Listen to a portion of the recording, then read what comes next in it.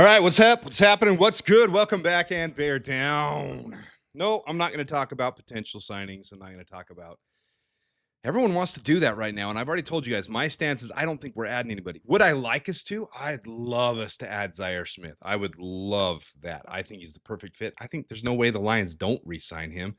And I think with our salary cap, what I've shown you guys, I think we're heading into this year figuring it out options for this 53-man roster and then into next year how we can make it work. Bears are in great shape, especially in the defensive back. So we've gone over offensive line, defensive line. We've gone over tight ends. We've got over wide receivers now doing defensive backs. We're going to do them all in one because to me, there's a really clear cut. I mean, some people have suggested we might cut Terrell Smith. Are you freaking kidding me? I don't understand that one at all. Pull me off screen and here they are. So the biggest things I'm looking at with these guys, got to bring the pointer on. Here's your cornerbacks. We're going to start with the cornerbacks because I don't think anything's changed. These six, I think, are going to be your six. So the Bears lost Jaylon Jones, who I thought was a quality guy, and I want us to resign. He went to Arizona.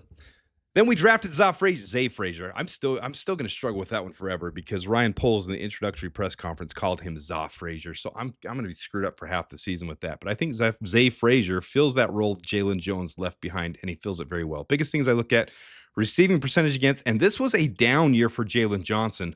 The year before, if we showed you 2023 instead, everything here was phenomenal. 40% NFL pass rating against. So these are my biggest metrics. How many interceptions, how many pass breakups? That just shows how well they get to the ball. Receiving percentage, how well receivers against them receive. And my nickelbacks, our nickelbacks, they're a little bit different on this. They need to be more of tacklers. They need to be able to blitz more. There's different roles for these guys. But I'm going to cut this one short and just say I just don't see any chance that any of these six guys aren't our six guys on the roster for our cornerbacks. And that's just the way it is. Our nickels and our corners, our outside corners and our slot guys, these are going to be them. These are our six guys. So I'm not even going to focus on these guys. Call that cheap analysis if you want. Say it's not doing enough diligence because there's some great things. Sorry about that. Some great things about Amir Speed. Some of these guys, Jeremiah Walker's getting some buzz. There's some great things about some of these guys, but I think this is the real focus of this offseason. So this is where I'm going to spend this video talking about is the safety position, strong safety and free safety with these guys. And all four of them coming at the end of their contracts. I've talked about this before, but all four guys were coming to the end of their contracts at the end of this year. So we focused that down, and I posted this on Twitter, I don't know, a couple days ago. What is it, 10th? It's the 8th that I post this. All four of the Bears safeties are free agents after 2025 with salary cap exhausted for 2026 already. It's a bad problem for the future. Jonathan Owens is expendable. I'm going to expound here and show you guys why I said that because I got a little bit of hate from that from some people. Carl, always appreciate Carl, called him a Packer sleeper agent. I love some of his cheeky mannerisms. But with UDFA Tyshim Johnson turning heads in camp, I'm not talking about training camp because that hasn't started yet. We're talking about OTAs. He was getting a little bit of buzz there. Even Dennis Allen mentioned him a little bit. I'll show that in a minute. I'm cutting Owens and I'm keeping Johnson to develop. That's just, I'm already giving you my analysis on this one. I'm doing that for the future.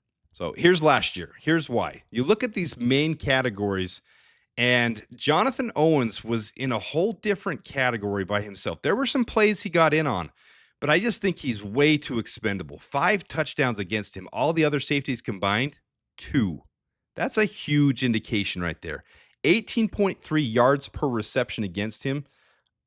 Your starters, 10, which is great. They're locking it down. Receiving percentage, this is huge, 85.7%. Kwani B, he's got to have a step up here. He did not, I mean, obviously he had the injury, and that was the biggest thing.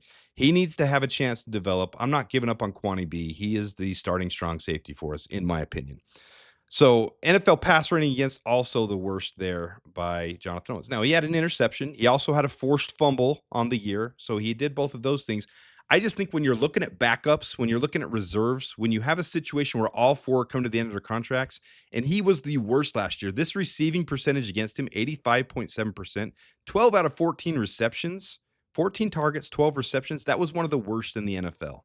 He's not locking guys down. And then when you have this situation here, where you got all four of these main guys here, at the end of their contracts, they end in 2025. It's not about saving a ton because if we cut him now, 375 towards the dead cap. We save 1.5 million, and both of these UDFA rookies would be 840 this year. That's what they would cost. So yeah, you're going to save 700,000. That's not even worth worrying about. It's more of the fact that you have control of these guys for 3 years to develop them.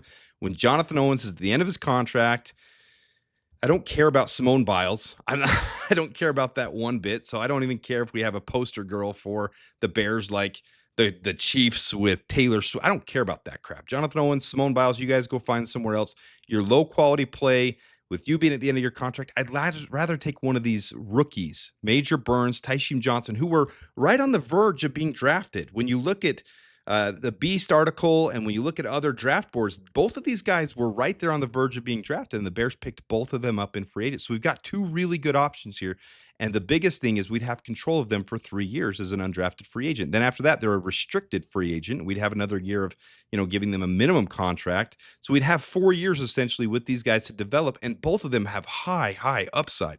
So again, I know this is little. I know it's tiny on your screen. I apologize for those of you, but this is the best of the rest. So after the 7th rounds, here's your top guys. And these guys were in the first little category sense. So Major Burns of LSU, 6'2", 207 pounds. Tyshim Johnson, Oregon, number 37 there, 5'9", 195. And you can see on the right and the left here, Tyshim Johnson from Oregon, 5'10", 195. College career, 97.2 NFL pass rating against him, 53.2, or I'm probably 0.5 on his senior year. That is huge. He came into the draft playing his best ball. This last year was really good for him. 8 touchdowns allowed, 6 interceptions, 8 pass breakups, and 13.2 missed tackle rate, which is, slightly above average. It's good for a safety. Major Burns, 6'2", 207, played at LSU. There's a lot of buzz going around him. College career, 133.4, so not nearly as good on the NFL pass. This isn't a plus at all. But his play looks really good when you watch him on tape. 11 touchdowns, 2 interceptions, so not nearly as good. This is touchdowns allowed. 6 pass breakups and 15 points. So if on paper, I'm looking at Tyshim Johnson, I'm saying freaking stud. But here's a little, just a breakdown from the Beast and combined from other places. I kind of summarize it into one place. So Tyshim Johnson is a high effort, instinctive safety whose versatility, ball skills, and tackling prowess make him a valuable prospect. While his size and man coverage limitations cap his ceiling, his football IQ, zone coverage ability, and special teams contributions enhance his NFL outlook. With technical refinement, particularly in tackling and block shedding, he could become a reliable rotational safety or situational starter. Either one of these guys, I think, would be valuable on special teams, getting their experience, learning as they get brought up. But they would both be developmental guys that you could have at least an option to retain one of them for next year, because we have no safeties next year. Major Burns is a standout safety for LSU, transferred from Georgia in 2021, known for his physicality, intelligence, and leadership in the Tigers' celebrated secondary, blends athletic explosiveness, tackling reliability, and positional adaptability. After overcoming injuries, he became LSU's leading tackler and a core voice in rebuilt defense. Look for him to compete for defensive snaps and special team depth with long-term upside as a versatile hybrid defender. A lot of places talked about him potentially even filling in. I mean, he's too small for it. He's only 207, but filling in the slot or at linebacker if need be as an emergency type of guy there. So there's a lot of buzz around Major Burns because of his size, but I think Tyshim Johnson is more NFL ready today to be able to take on, if you needed him to fill in and play. There's going to be bumps around any UDFA rookie that has to come in. But I think both of these are great options to replace someone who honestly wasn't playing his best ball. I think a lot of fans got used to being excited for whatever player we have, and there's a couple good plays you see, but then when you really break it down, 12 out of 14 that's not great. It's not good at all, actually. Elijah Hicks, who I was pretty down on a couple years ago, has done that thing where he developed a late round pick, and then he's turned into this developmental guy where I now trust Elijah Hicks on this team to come in, fill in, and to play really well when Jaquan Brisker went out. So it's a matter of taking where we're at and developing these guys when, to me, Jonathan Owens is at the end of his rope. I don't see the Bears re-signing him. I don't even know if they'll be happy with him by the end of camp. So this is where I am with it. This is where I'm saying we're going to end at the end of, this is my projection. I do this on every one of these videos. We've done it through the different ones so far. I'm going to get to a final one where I give my total 53-man roster projection, but I do see Tyshim Johnson making this 53-man roster. If we can retain Major Burns on practice squad, that would be freaking phenomenal with his size and his abilities. But Dennis Allen, this is from Just Another Year. My buddy Nick, I like Nick and what he puts out. This is on Twitter. He says, Dennis Allen had some high praise for UDFA. Tyshim Johnson had a minicamp. And this is a quote from Dennis Allen. He says, Johnson is a modern defensive back in that we can play both safeties, corner, and cover the slot. He can be moved all over to help with the back end's flexibility, which creates a chance to make the roster because the front office sees a defender who can do more when necessary instead of being pigeonholed into one position. So there's huge upside here for Tyshon Johnson. And I see that being a reason why, especially with Jaquan Brisker's injury, all these guys coming to the end of their contract, I see him being so valuable that Dennis Allen's going to want to keep him for this team.